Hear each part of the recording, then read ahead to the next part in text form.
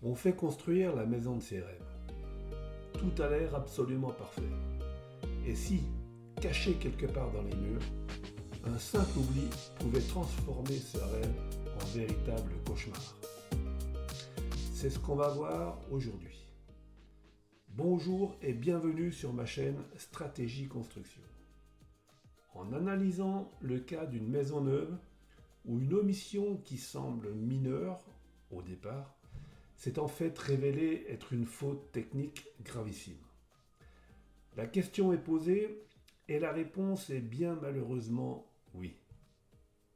L'absence d'un seul et unique élément, le pare-vapeur, peut avoir des conséquences absolument catastrophiques. L'enjeu est énorme. C'est la solidité même de la construction qui est en péril.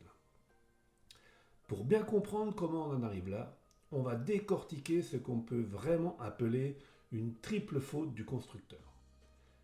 C'est une sorte d'enquête en 3 temps qui va nous montrer à quel point les normes sont là pour protéger le maître d'ouvrage. Allez, c'est parti! On se trouve donc dans le territoire de Belfort, une maison neuve qui vient d'être livrée. Tout est beau, tout est neuf. Sauf que il manque une pièce maîtresse dans le puzzle de l'isolation. Une pièce qui a été tout simplement oubliée. Et cette fameuse pièce manquante, c'est le pare-vapeur. Alors attention, ce n'est pas juste un bout de plastique. C'est une membrane technique essentielle. Son rôle, c'est d'empêcher l'humidité qu'on produit tous les jours en cuisinant, en prenant une douche, de s'infiltrer dans l'isolant et de le transformer en éponge. Sans cette protection, c'est toute la structure bois qui est menacée. On attaque avec la première faute. C'est la plus directe, la plus évidente. Celle qui laisse en fait aucune place à l'interprétation, la violation pure et simple du contrat. Il faut savoir que chaque maison neuve doit suivre une réglementation thermique. Et pour ça, il y a une étude thermique faite avant le chantier.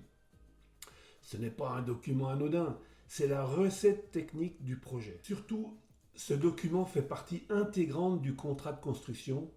Il a donc une valeur légale.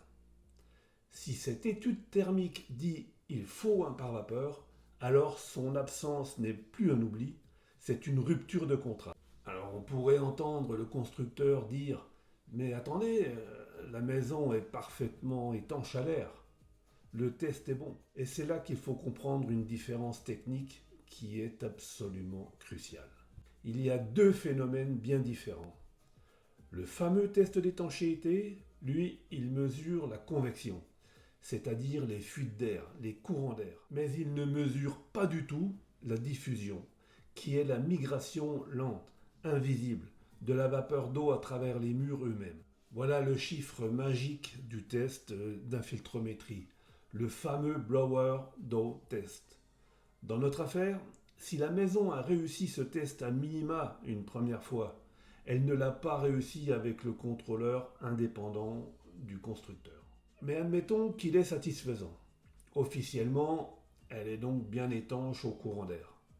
Mais c'est précisément ça le piège. Ce bon résultat ne garantit absolument rien contre les dégâts de la vapeur d'eau. C'est un faux sentiment de sécurité qui peut en réalité masquer un défaut majeur. La conclusion est donc simple.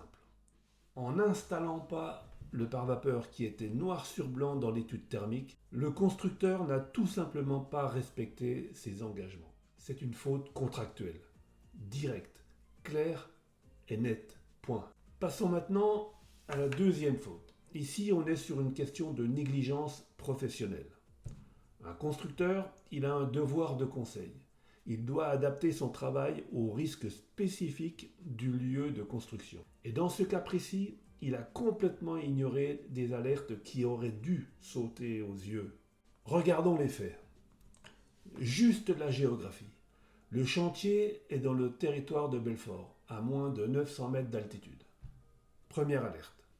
La zone est en climat de plaine, ce qui déjà impose un pare-vapeur avec une résistance d'au moins 18 mètres, ce qu'on appelle le SD. Mais il a une deuxième alerte, beaucoup plus sérieuse.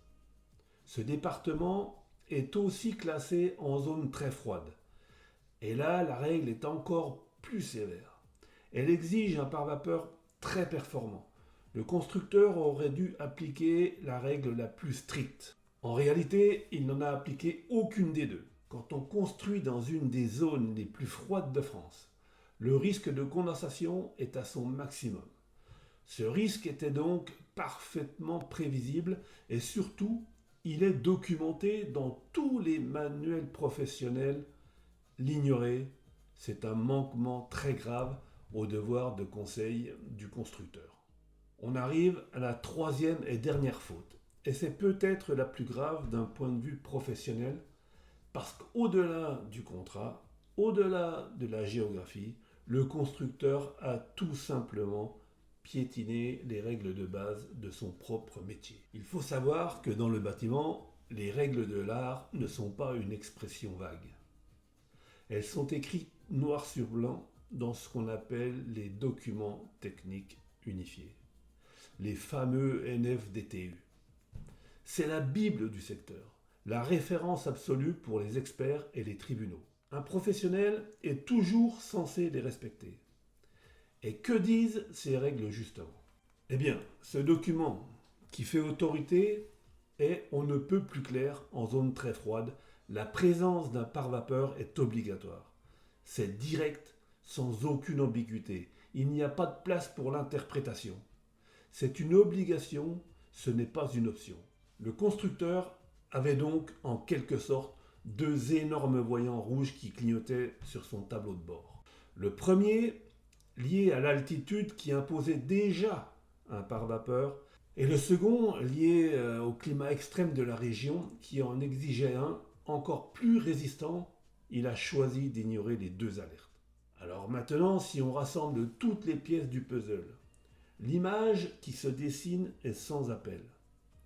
C'est celle d'une faute incontestable qui s'est jouée à plusieurs niveaux. On a donc bien une faute contractuelle parce que l'étude thermique n'a pas été suivie. Une faute de négligence parce que les risques évidents du terrain ont été ignorés. Et enfin, une faute technique parce que les règles fondamentales du métier ont été violées. La responsabilité du constructeur est ici totale. Mais alors, concrètement, qu'est-ce qui se passe dans la maison? C'est un véritable scénario catastrophe. En plein hiver, la vapeur d'eau générée à l'intérieur s'échappe vers les combles. Comme il n'y a pas de pare-vapeur pour la bloquer, elle traverse l'isolant et quand elle arrive au contact de la structure bois, qui est glaciale, elle se condense et redevient liquide. De l'eau. Et là, les conséquences sont doubles et désastreuses. D'abord, un isolant qui est gorgé d'eau perd quasiment toute son efficacité. Les factures de chauffage peuvent exploser, mais le pire, et c'est beaucoup plus grave, c'est que cette humidité permanente va attaquer la structure en bois. C'est la porte ouverte aux moisissures, au pourrissement. La maison se dégrade de l'intérieur en silence. On se retrouve donc avec une situation où une maison peut passer avec brio le test d'étanchéité à l'air, mais être en réalité une bombe à retardement à cause de l'humidité. L'un ne garantit absolument pas l'autre. C'est la grande leçon de cette histoire. Cette analyse le prouve. Les normes techniques, ce n'est pas de la bureaucratie inutile. Ce sont des garde-fous. La garantie que le rêve d'une maison ne vire pas au cauchemar. Et ça amène une question de fond, une question essentielle. Est-on bien certain que les maisons dans lesquelles on vit sont vraiment toujours construites selon les règles de l'art? J'espère que cette analyse vous sera utile. Le droit de la construction et les normes techniques sont là pour vous protéger. Si cette vidéo vous a aidé à y voir plus clair, n'hésitez pas à laisser un j'aime et à vous abonner à la chaîne pour d'autres analyses de cas. Et surtout, partagez vos expériences avec des constructeurs dans les commentaires ci-dessous. Merci de votre attention. Ciao!